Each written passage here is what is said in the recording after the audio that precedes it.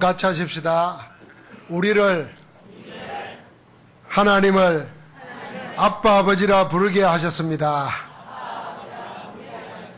오늘 말씀 제목입니다. 하나님께서 우리에게 당신을 아빠 아버지라 부르게 하셨느니라 하셨습니다.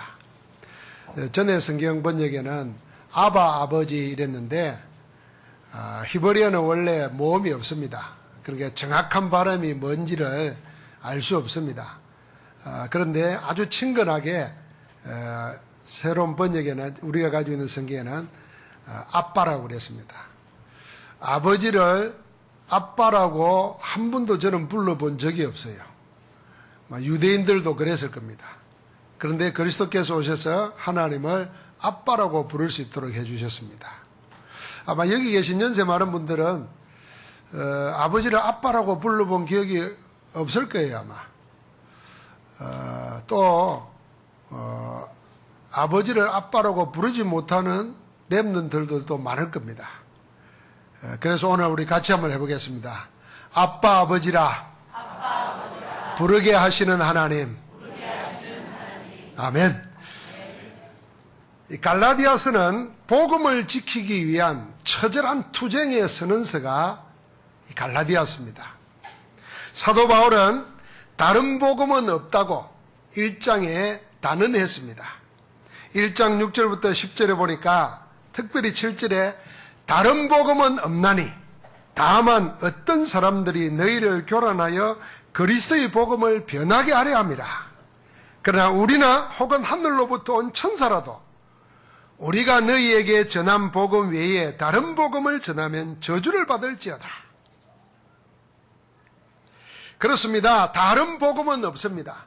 복음은 오직 하나입니다. 복음은 하나님의 복음이어야 합니다. 사람의 필요로 의해서 만들어진 것이 아니라 하나님이 만드신 하나님의 복음이어야 합니다. 복음은 하나님의 은혜의 복음이어야 합니다.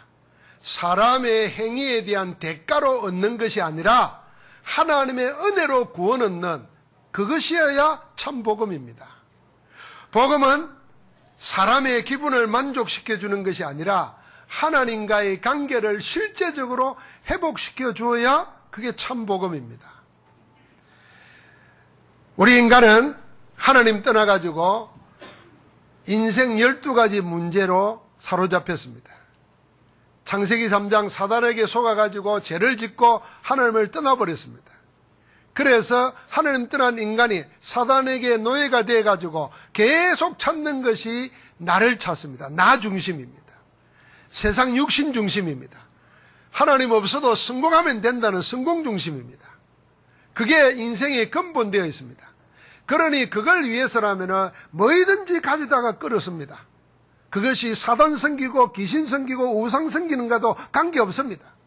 그게 사도행전 13장, 16장, 19장입니다. 그러니 자기도 모르는 사이에 불신자 상태의 6가지 올무에 탁 사로잡혀 있습니다. 우상 숭배하게 되고 마음과 정신에 눌리고 시달리고 쫓기게 됩니다. 육신은 병들게 되고 감당할 수가 없습니다. 아무 이상 없다는데도 나는 고통스러워 견딜 수가 없습니다. 그 문제가 자녀에게까지 일어납니다. 사람은 다 죽습니다. 죽으면 끝이 아니라 영원한 세상이 시작되는데 영원한 지옥의 횡불로 가게 되어 있습니다. 못 벗어나서 불신자들이 운명이라 그럽니다. 이 12가지 문제는 전부 다 하나님 떠난 결과 죄의 대가로 온 것입니다. 죄의 대가로 사망이 왔고 사망의 권세 잡은 사단에게 사로잡혀가지고 평생도록 종로로 타고 사는 것이 우리 인생입니다. 하나님께서 이 문제를 해결하기 위하여 그리스도를 보내겠다고 약속하셨고 그 그리스도가 오셨는데 예수가 그리스도이신 것입니다. 그 그리스도로 인해서 여러분 내가 하나님의 의를 이루게 되는 겁니다. 하나님 만나게 해주는, 그래서 하나님 앞에 어렵다고 인정을 받고 죄와 사망의 법에서 해방되고 마귀의 권세에서 자유로워지고 그래서 하나님의 자녀로 성령의 사람으로 살아갈 수 있도록 해주는 복음은 하나밖에 없습니다. 그 복음이 예수가 그리스도라는 사실입니다. 그리스도의 복음만이 참 복음입니다. 그래서 그리스도는 하나님의 복음입니다. 요한복음 17장 3절에 보니까 영생은 유일하신 참 하나님과 그의 보내신 자 곧 예수 그리스도를 아는 것이라 그랬습니다. 하나님이 누군지를 알고 하나님의 보내신 자 메시아가 예수 그리스도라는 사실을 알 때 하나님이 나와 함께하는 영생을 얻게 되는 겁니다. 그래서 그리스도는 하나님의 복음입니다. 그리스도는 하나님이 우리에게 베푸신 은혜의 복음입니다. 로마서 4장 4절 5절에 보니까 일하는 자에게는 그 싹이 은혜로 여겨지지 아니하고 보수로 여겨진다 그랬어요. 내가 일을 하고 뭘 얻으면 그건 당연히 내가 받아야 될 대가다 생각한다는 거죠. 그러나 일을 아니하는데도 경건하지 않는데도 어렵다 하시는 하나님을 믿는 자에게는 그 믿음이 의로 여긴다 그랬어요.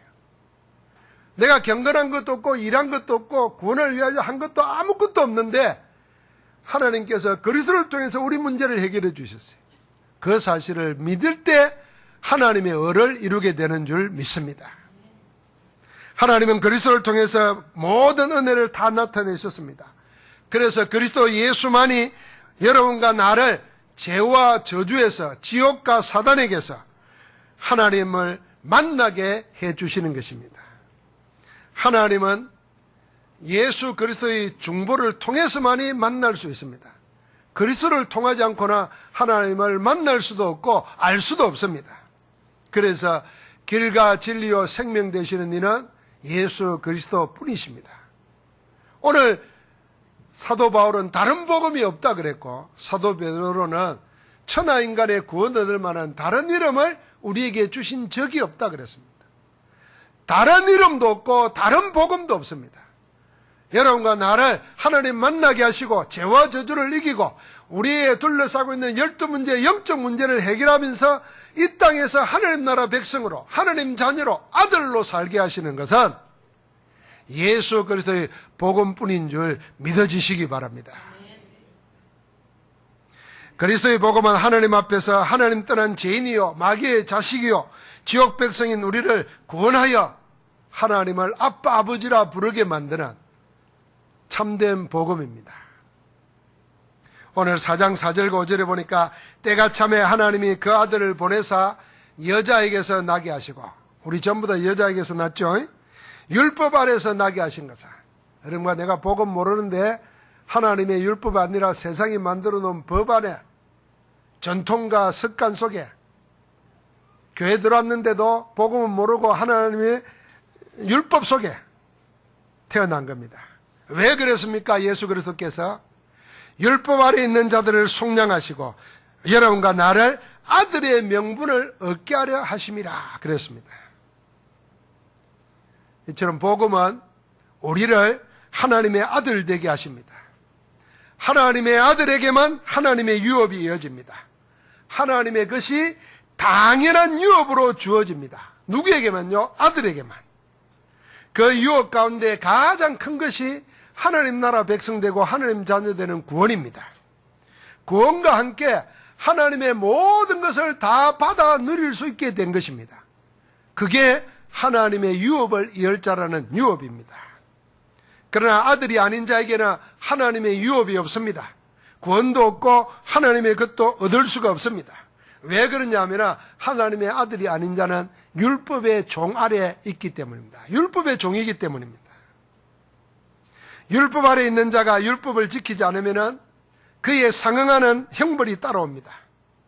또 율법은 아무리 지켜도 100개가 있으면 그 가운데 99개를 지켰는데도 하나를 못 지키면 전부를 못 지킨 겁니다. 그래서 성경은 뭐라 그러냐면 율법 아래 있는 자들은 율법을 지킬 수가 없다 그랬습니다.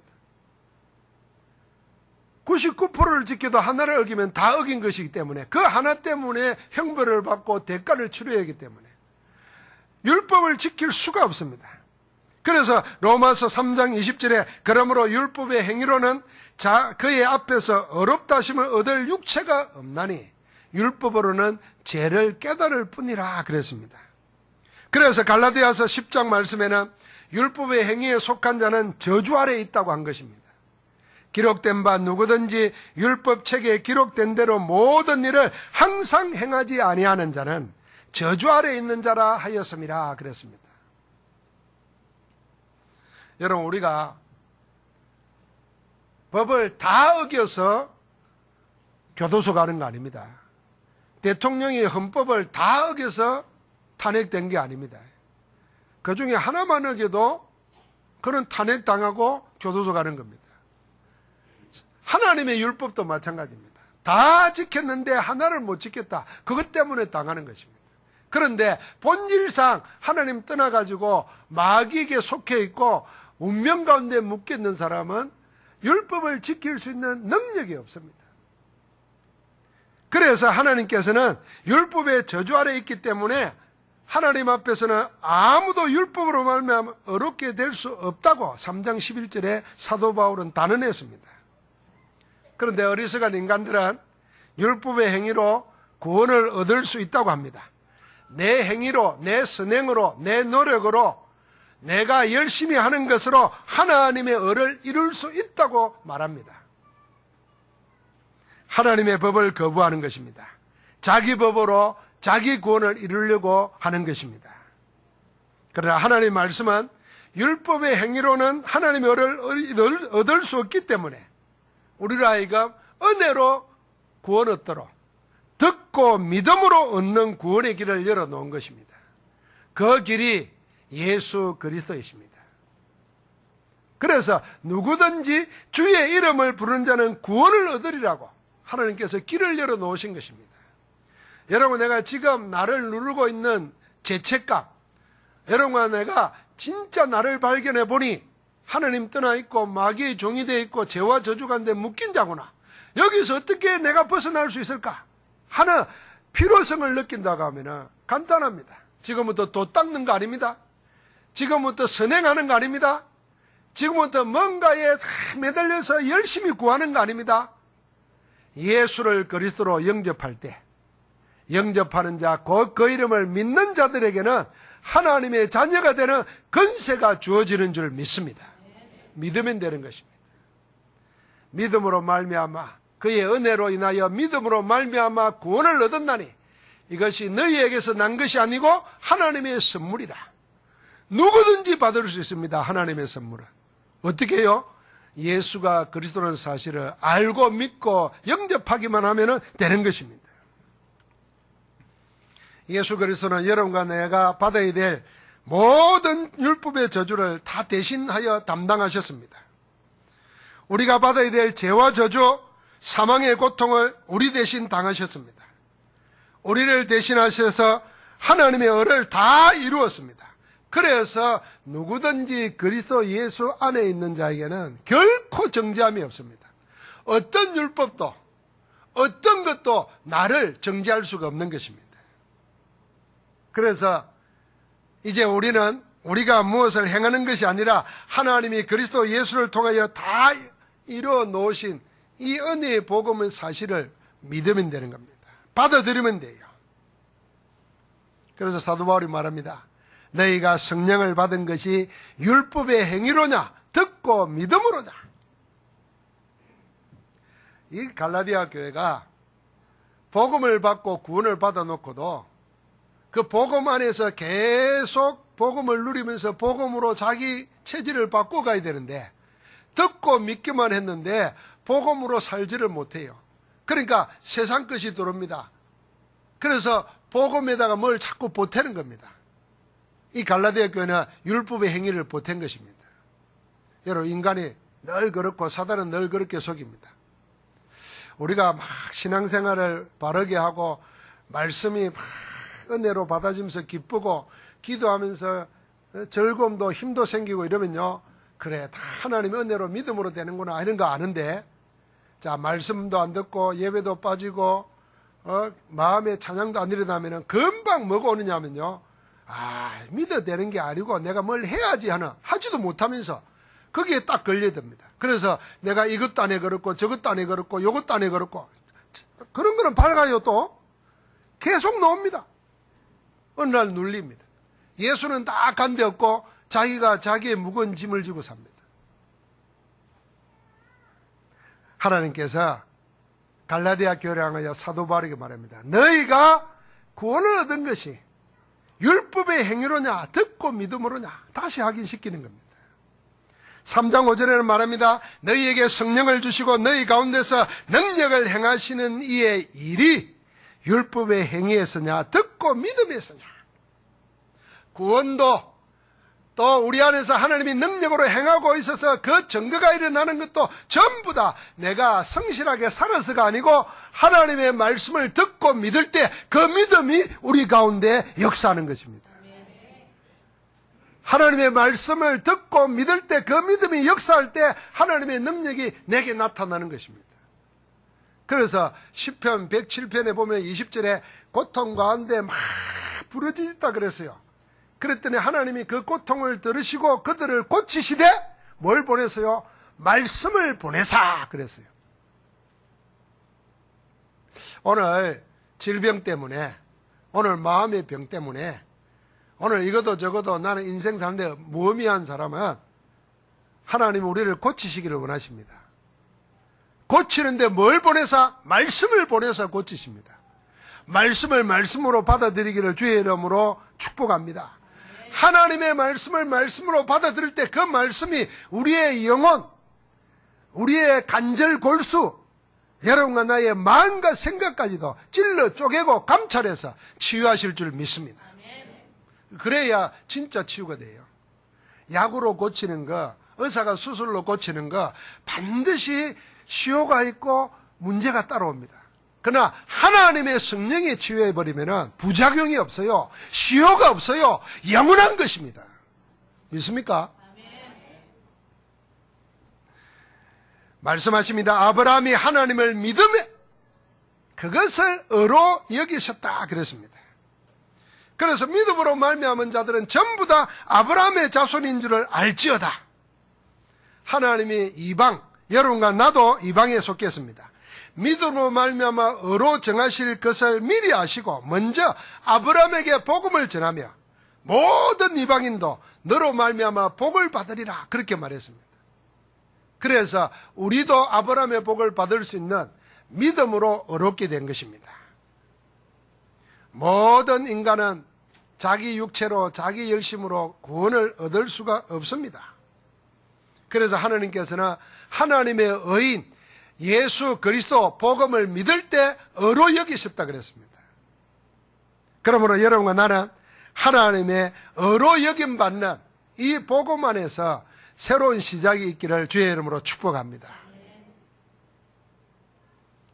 4장 6절에 말했습니다. 하나님이 그 아들의 영을 우리 마음 가운데 보내사 아빠 아버지라 부르게 하셨느니라. 한번 더 해볼까요? 아빠 아버지 되시는 하나님. 내 평생 살면서 아버지를 아빠라고 불러본 적이 없기 때문에 아빠 하면 내가 어색해요. 이게 우리가 잘못 자라서 그런 거예요. 사실은 아버지 밑에서 잘 자라면 아버지를 아빠라 이렇게 부를 수 있어야 되는데 그게 못 부르잖아요.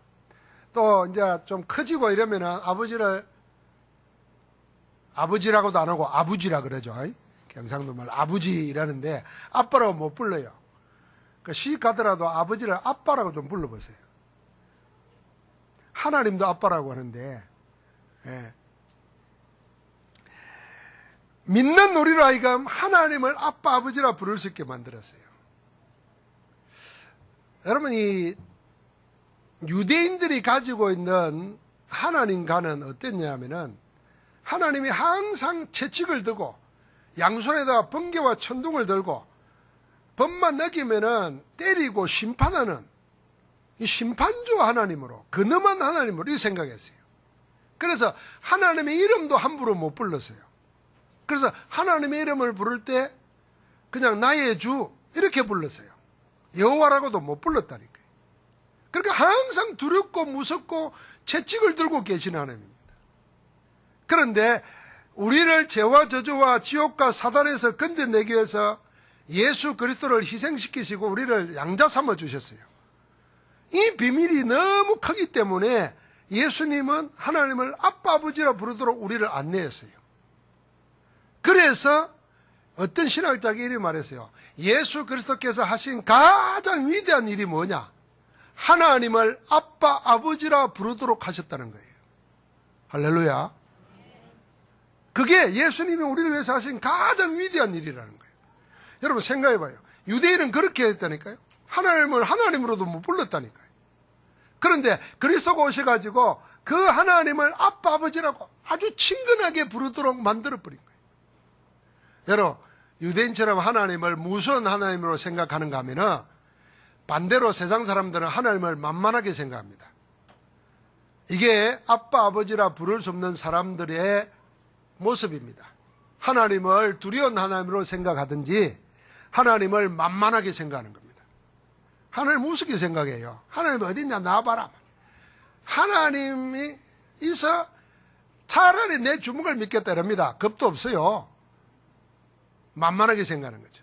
자, 하나님을 두렵게 생각하거나 만만하게 생각하면 하나님과 소통이 안 됩니다. 그래서 유대인들은 하나님과 소통을 못하니까 사단에게 속임당합니다. 그러니까 하나님의 음성을 못 들으니까 마귀의 음성을 들을 수밖에 없어요. 그래서 가나안 땅에 들어가 놓고도 하나님의 말씀을 가지고 있으면서도 뭐합니까? 우상 숭배하는 겁니다. 그래 망해버리는 거예요. 불신자들은 하나님을 만만하게 생각합니다. 그래서 하나님에 대해서 함부로 말해버립니다. 하나님은 우리에게 만홀히 여김을 받는 분이 아닙니다. 함부로 취급받는 분이 아니라는 겁니다. 그러니까 소통이 안 되니까 하나님 없는 인생이 어떻게 되겠습니까? 성공하는 것 같은데 그것 때문에 망해요. 행복한 것 때문에 늘 뭐가 오냐면 근태가 따라와요. 그래서 중독되고 집착돼가지고 망해버리는 겁니다. 하나님을 아빠, 아버지라 부르도록 하셨다는 건 뭐냐면 하나님과 얼마든지 마음껏 소통할 수 있도록 만들어버렸다는 겁니다. 할렐루야. 그래서 하나님과 소통된 자로서의 나, 하나님을 아빠, 아버지라 부르는 게 돼야 됩니다. 제가 우리 아버님을 한 번도 아빠라고 불러본 적이 없기 때문에 아버지에 대한 친근한 것이 하나도 없어요. 그리고 이제 내가 좀 커지고 아는 게 좀 있어지고 머리가 굵어지니까 아버지가 만만해 보이더라고요. 그 내가 불신자 상태가 똑같아요. 예? 처음에는 무서워 보이고 좀 크니까 만만해 보이고. 그러니까 아버지에 대한 존경이 없잖아요. 오늘날 우리 자녀들이 그렇게 살면 어떻게 되겠습니까? 또 우리 자녀들에게 아버지, 어머니가 그렇게 보여지면 어떻게 되겠어요? 이거 회복할 수 있는 길이 뭐냐? 하나님을 아빠, 아버지라고 부르도록 그리스도께서 우리를 구원하시고 그 은혜를 주셨습니다. 하나님과 소통하는 가운데 빨리 회복해야 됩니다. 부모된 우리가 뭐예요? 아들의 신분을 가지고 아빠, 아버지라 하나님을 부를 수 있게 됐으니 그 하나님의 영적인 힘을 회복해야 됩니다. 그 영적인 은혜를 회복해야 돼요. 그래야 아버지나 어머니가 나이 들어도 만만하게 취급을 안 받아요. 여러분, 부모가 제일 외롭고 고독하고 썰썰할 때가 어떻게 했습니까? 자식들로부터 우습게 여김받는 거예요. 나는 다른 건 용서가 돼도 그건 용서가 안 될 것 같아요. 내가 그렇게 자라서 그런지 안 되겠다. 내가 만만해 차라리 우습게 보일 바야 차라리 세게 보이는 게 안 낫겠나. 그건 또 그것도 고독하잖아요. 그러니까 소통을 잘해야 됩니다. 갈라디아서 3장 23절에 믿음이 오기 전이 있고 25절에는 믿음이 온 후가 있어요. 여러분 잘 생각해 보십시오.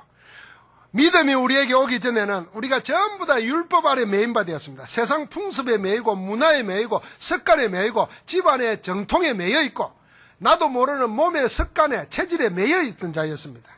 그러니까 아무것도 내 뜻대로 못하고 매인 것에 묶여서 살아야 했습니다.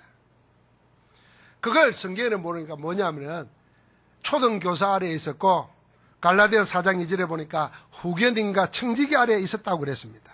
그런데 믿음이 온 후로 복음이 온 후로는 율법이나 초등교사 아래에 있지 아니하고 후견인이나 청지기가 필요 없게 되어졌습니다. 이제는 종이 아니라 하나님의 아들이 되었기 때문입니다. 아들에게는 종에게 없는 신분과 권세가 있습니다. 초등교사나 후견인이나 청지기의 말을 듣는 것이 아니라 이제는 그들을 부릴 수 있고 지시할 수 있는 신분 권세가 아들에게 있는 것입니다. 여러분과 나는 믿음이 오기 전에는 종이었습니다. 이제는 뭐요? 하나님을 아빠 아버지라 부르기 때문에 아들이 된 것입니다. 할렐루야. 아들로 살라는 것입니다. 세상이나 세상의 것에 종로로 타지 말고 이제는 종으로 살지 않아도 되니 아들로 살아라.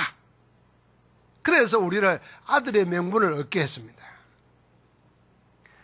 그 아들의 영을 받은 우리는 이제 하나님을 아빠 아버지라 부르게 되었습니다. 그래서 우리에게 아들의 영을 주셨습니다. 성령께서 여러분과 나를 인도하고 계시는 것입니다. 자, 그러면은 하나님을 아빠 아버지라 부르며 사는 하나님의 자녀는 어떻게 살아야 되겠습니까? 첫 번째입니다. 여러분과 나는 아들로 사는 것이 뭐냐? 참 자유자로 사는 것입니다. 한번 같이 합시다. 그리스도 안에서 자유자로 사는 것이다. 자, 여러분, 내가 하나님의 구원을 받았고요. 우리가 하나님의 자녀라 그럽니다. 자녀인데도 아들로 살라 그랬습니다. 그래, 여자도 아들로 살아야 됩니다. 딸로 살라 그런 말이 없어요, 성경에. 그러니까 어떤 사람들은 이 왜 성편향적이냐 이럽니다. 그래서 요새는 하나님 어머니도 있고 막 이래요. 다 성경을 모르는 이야기입니다. 이 아버지와 아들의 관계는 유업을 이을자라 그랬어요. 아들은 상속자라, 아버지의 상속자이기 때문에 아들이라는 겁니다. 그래서 여성도 아들로, 하나님의 아들로, 상속자로, 유업을 받을 자로 되는 겁니다. 그 말입니다. 그럼 아들로 사는 것은 어떻게 사는 것인가? 이제는 종이 아니니 아들로 산다는 말은 그리스도 예수 안에서 자유를 얻게 하신 그리스도 예수 안에서 종 노릇하는 것을 끝내게 만드신 그리스도 안에서 그 자유로 살아라, 그 말입니다. 갈라디아서 5장 1절에 보니까 그리스도께서 우리를 자유롭게 하려고 자유를 주셨으니 그러므로 굳건하게 서서 다시는 종의 멍에를 매지 말라 그랬습니다. 여러분, 우리가 살아가면서 우리도 모르게 세상 것에 매여 삽니다. 자유자로 살라는 말은 세상의 그 어떤 것에도 매이지 말라는 것입니다. 여러분, 신앙생활을 다시 시작하는 분들은 복음 알기 전에, 구원받기 전에 살았던 여러 가지 세상 풍습이 있어요. 집안의 가풍도 있어요. 나도 모르게 배운 것도 있어요. 그런 것들이 늘 내 생각을, 내 삶을 지배합니다. 그래서 제가 전에 말했잖아요.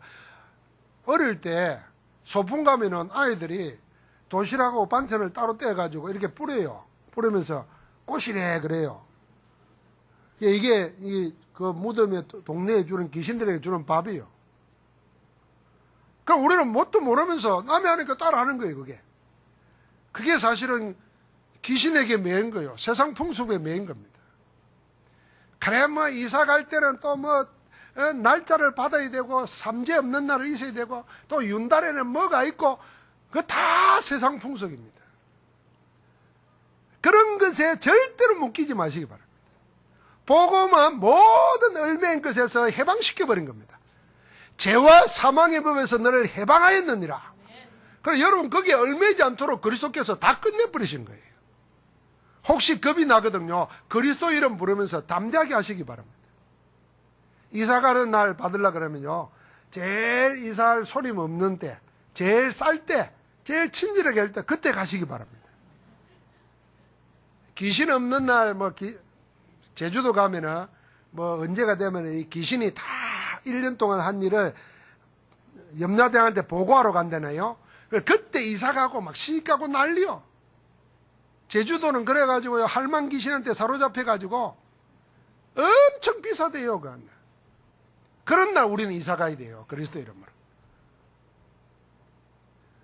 세상 풍속, 여러분 둘러싸고 있는 모든 것 다 끝난 줄 믿습니다. 그게 그리스도의 복음입니다. 그래서 다시는 종의 명예를 매지 말라고 우리로 하여금 자유롭게 하셨으니 그게 아들로 사는 것입니다. 할렐루야. 여러분, 세상 문화를 이용하여 사단은 속임수로 속입니다. 문화를 이용하여 속입니다. 그래서 요즘에 결혼할 수 있으면 하지 마라. 또 하더라도 자식은 낳지 말라. 그요 세상 문화입니다. 그리고 요새는 뭐라 그럽니까? 동성 결혼해도 괜찮다. 이런 식으로 속입니다. 그게 세상 문화입니다. 하나님의 말씀이 아니에요. 사단은 그걸 늘 이용합니다. 여러분, 한 번도 동성애 권장하는 사람들이 동성애 때문에 오는 질병과 폐해와 영적 문제를 이야기한 적이 봤습니까? 전부 다 아름답게 말합니다. 그래가지고 완전 사단에게 잡힌 사람들이 문화를 이용해가지고 그걸 아름답게 표장을 합니다. 그래서 수많은 사람들을 속여갑니다. 하나님은요, 남자가 남자와 결혼하도록 그렇게 만들지 않았어요. 남자와 여자가 결혼하도록 만들었어요. 그런 유전인자가 뭐 동성이 동성끼리 살아가고 그것은 다 속임수입니다. 그런 유전인자는 없어요. 여기에 속지 말라는 겁니다. 그게 세상 문화에 묶인 거예요. 아이고, 나는 남자가 없다. 남학생이 내 좋아한다는 프로포즈도 한 번도 안 한다. 그러니까 내가 원래 여자를 좋아하는 모양이다. 이리 생각한다니까요. 속인다고. 그래, 한 번도 여학생으로부터 프로포즈 못 받아본 남자들은 생각을 또 그리 한다니까요. 그 속이는 거예요. 자유자로 산다는 말은 그리스도 안에서 모든 얽매인 것을 다 끊어버리고 복음 안에서 승리자로 살아라, 그 말입니다. 여러분, 당당하시기 바랍니다. 어떤 것에도 눌리지 마시기 바랍니다. 교회 안에 들어와서도요, 자꾸 율법과 전통을 가지고 얽어매면 안 됩니다. 얽매지도 마시기 바랍니다. 하나님을 아빠 아버지라 부를 수 있는 하나님의 아들의 명분을 가지고 사는 자는 어떻게 살까요? 따라합시다. 성령을 따라 행하라. 예, 성령을 따라 사는 것입니다. 그래서 5장 16절에 말했습니다. 내가 이르노니 너희는 성령을 따라 행하라. 그리하면 육체의 욕심을 이루지 아니하리라. 육체의 생각이 나를 막 지배합니다.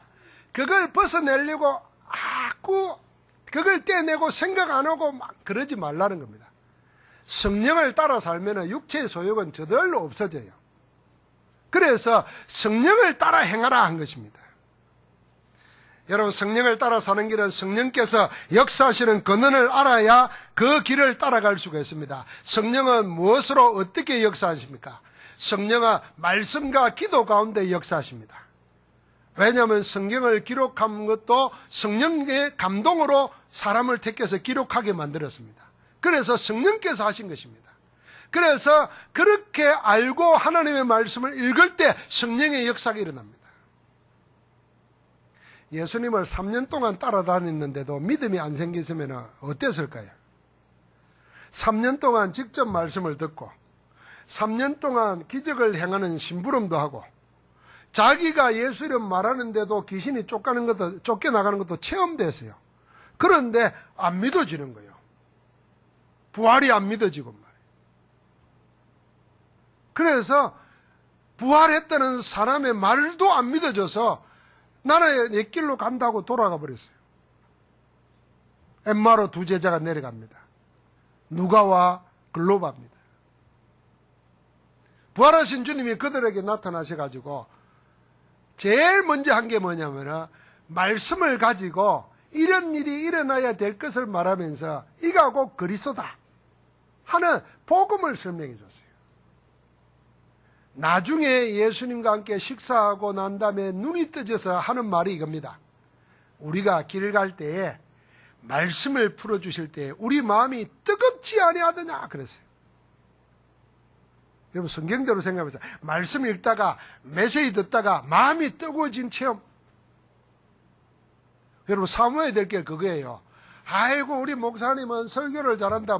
내 모르는 것 말해주니까. 그런 게 설교 아니라니까. 모르는 것 말하는 건 네이버 치면 나온다니까. 목사가 네이버 검색자가 아니라니까요. 하나님의 말씀을 들을 때 마음이 뜨거워지는 거예요. 그래서 불신앙자가, 회의자가, 액길로 돌아가는 자가 다시 돌아와서 어디로 갑니까? 예루살렘으로 올라갑니다. 순교까지 하게 됩니다. 내 인생을 터닝하게 만들어준 그 힘이 어디냐? 말씀이 있습니다.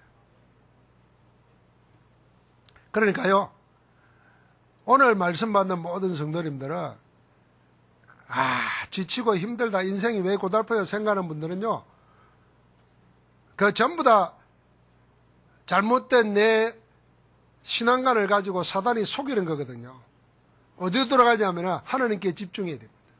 어떻게 집중할까? 말씀 붙잡고 그리스도 이름으로 말씀에 집중하면서 기도하는 것입니다. 그게 성령을 따라 행하는 것입니다. 성령을 따라 행할 때 어떤 일이 생겼느냐? 오늘 갈라디아서 계속 말합니다. 기도 응답이 일어납니다. 하나님이 함께는 증거가 나타납니다. 그게 뭘로 나타나냐? 그게 성령의 열매로 나타납니다. 갈라디아서 5장 16절부터 26절입니다. 성령의 열매가 뭐로 나타납니까? 하나님에 대한 열매로 나타납니다.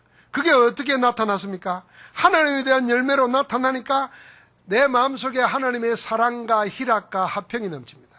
한마디로 말하면 여유있고 평화로워지는 거예요. 그러니까 초대교회가 내가 가진 것이 없는데도 모든 걸 가진 자로다. 사방에 우기삼을 당하고 답답한 일을 만나도 내가 당하지 아니하고 쌓이지 아니하고 망하지 아니한다 그랬습니다. 그게 뭡니까? 하나님 주신 성령의 열매가 있는 거예요. 사랑과 희락과 화평이 넘치는 거예요. 우리는요, 조금만 문제가 와도 두렵잖아요. 염려가 생기고 근심이 생기고. 병도요, 오래 가지고 있으면은 처음에는 다 염려 안 해요. 아유, 병원 가면 낫겠지 뭐 이럽니다. 아유, 뭐 돈 좀 쓰면 뭐 포항에서 안 되면 뭐 서울 가지 뭐 좋은 병원 이러고 또 어쩌다 보면 낫겠지 이런 생각이 듭니다. 근데 병이 오래되면요, 그런 생각이 사라집니다. 두려움이 옵니다. 염려가 옵니다. 미래를 준비합니다. 어떻게? 아이고, 내 죽으면 이제 어쩌노 이러고 이제 쓸데없는 유언도 합니다. 하나님께서 여러분과 나에게 성령을 따라 행하면 성령의 열매가 나와요. 사랑과 희락과 화평. 그게 세상을 이기게 할 줄 믿습니다. 사람 사이에 대한 열매도 나옵니다. 그래서 뭐가 나옵니까? 오래 참음과 자비와 양선이 나옵니다. 오래 참게 되고 남을 먼저 배려하게 되고 그게 자비와 양선입니다. 그렇게 멋있는 사람이 되는 거죠. 그러면서 자기 자신에게 유익을 위한 열매가 나옵니다.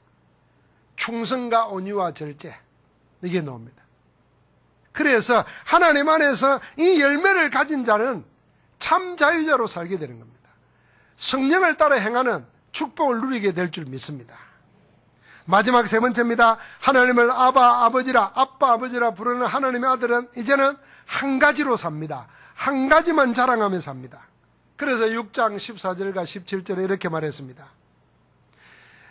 그러나 내게는 우리 주 예수 그리스도의 십자가 외에 결코 자랑할 것이 없으니 그리스도만을 자랑하며 살게 되는 것입니다. 그게 아들로 사는 것입니다.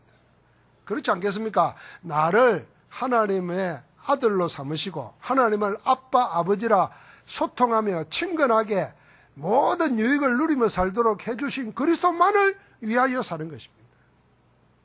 그러니까 이후로는 누구든지 나를 괴롭게 하지 말라. 내 몸에 예수의 흔적을 가져놔라. 예수님이 나와 함께하는 증거 있으니까 다른 걸로 나를 건들지 말라는 것입니다. 한번 같이 합시다. 하나님의 아들로 사는 것은 그리스도만 자랑하며 사는 것이다. 할렐루야. 그리스도만 자랑하는가? 그리스도만이 나의 자랑이 되는가? 그게 복음운동이고 전도 선교운동입니다. 그리스도 외에 다른 자랑할 것이 많아가지고 그리스도는 말해지지 않고 자꾸 다른 자랑만 넣으면 그게 다른 복음입니다. 여러분, 우리 잘 알잖아요. 예수 믿어서 성공한 많은 사람들이 이야기하다 보니까 자기를 성공시켜 주신 그리스도를 말해야 되는데 그리스도를 말하려고 하니까 말할 수 있는 비밀이 없어요. 그러니까 자꾸만 뭘 말하면 자기가 받은 축복만 말합니다. 이건 다른 사람들아 이건 그리스도의 길을 막는 겁니다.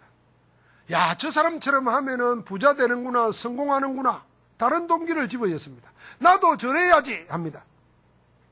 그게 다른 복음입니다.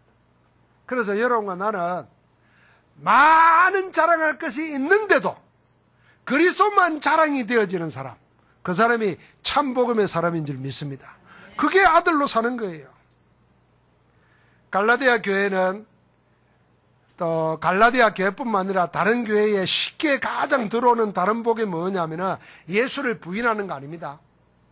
예수에다가 자꾸만 다른 거 더 보태는 겁니다. 율법 보태고 전통 보태고 신비주의 보태고 자꾸 보탭니다. 자꾸 보태다 보면은 뭐가 되냐면 나중에 예수는 사라져버리고 다른 보탠 것만 남습니다. 그게 불건전한 신비주의고 율법주의고 인본주의입니다. 갈라디아 교회에 그게 들어온 겁니다. 그래서 사도 바울이 우리가 너희에게 전한 복음 외에 다른 복음을 전하면 우리도 마찬가지다. 천사들일지라도 하늘에 저주를 받을지어다 그랬어요. 그러니까 다른 걸 말하면은 그게요 가장 무서운 불신앙입니다. 사랑하는 성도 여러분, 우리는 그리스도가 전부입니다. 그리스도로 하나님을 아빠 아버지라 부를 수 있게 되었습니다. 그래서 그리스도 한 분으로 충분하고 그리스도 한 분으로 완전하고 그리스도 한 분으로 나의 모든 것이 되어지는, 모든 걸 찾아내는 그런 축복 속으로 인도받게 되는 길이 열린 줄 믿습니다. 어떻게 해요? 하나님을 아빠 아버지라 부르면 되는 거예요. 이제 아버지가 돌아가신 분은 아버지를 부를 수도 없잖아요. 그죠? 사진 놓고 아빠 하면 곤란해요. 천국에 계신데. 그런데 하나님이 영원히 살아 계시면서 우리를 아빠 아버지라 부르게 한다 그랬어요. 제가 어릴 때 이제 신학교 다닐 때 성경이 그때는 하나님을 아바 아버지 이랬단 말이에요. 근데 우리 선배 중에 한 분이 기도실에 가서 기도하면 늘 혼자서 아빠 이러는 거예요. 그 우리는 흉봤어요. 아, 저 선배 좀 이상하다. 약간 이거 같다 이러는. 근데 지금 생각하면 그분은 하나님과 뭐 다른 차원의 관계가 있었던 거예요. 이걸 아는 거지. 근데 우리는 이제 신입생이라 입학해가지고 모르니까 누가 하나님을 아빠 이러면서 기도해요. 그러니까 막 이상하다고 이랬는데 이 다른 거라. 오늘 우리가 하나님을 아빠라고 부르면서 기도해야 됩니다. 뭐라 그랬죠? 소통 관계에 됩니다. 이 소통이 막히면 하나님을 만만하게 여기든지 두렵게 여기든지 해서 여러분 나는 하나님과 소통 안 되면 결국은 세상 것에 묶이게 됩니다. 자, 하나님을 아빠 아버지라 부르는 자녀로 사는 사람이 예배자요 응답자요 전도자입니다. 그래서 여러분 나는 이제는 하나님의 아들의 명분을 얻었으니 하나님을 아빠 아버지라 부르면서 마음껏 소통하면서 예배를 통해서 하나님께 영광 돌리고 그 은혜를 입고 아빠 아버지라고 부르며 기도하면서 하나님의 응답을 찾아 누리고 그 축복을 다른 사람에게 나누어 주면서 전도자로 살 때 하나님이 함께하는 증거가 여러분과 내 속에 넘쳐나게 될 줄 믿습니다. 우리 옆 사람 축복하십시다. 하나님은 우리의 아빠 아버지이십니다. 예, 아들로 삽시다. 하나님 감사합니다. 우리를 죄와 저주와 사단의 손에서 건져내어 하나님을 아빠 아버지라 부를 수 있도록 아들의 명분을 주시고 아들의 영을 주시니 감사합니다. 이제 참 자유자로 그리스도 안에서 살게 하시고 이제 우리로 하여금 자유자일 뿐 아니라 성령을 따라 행하는 성령의 열매를 맺고 살게 하시며 우리로 하여금 오직 그리스도만을 자랑하며 사는 아들을 명분을 가지고 승리케 하옵소서. 우리 주 예수 그리스도 이름으로 기도하옵나이다. 아멘.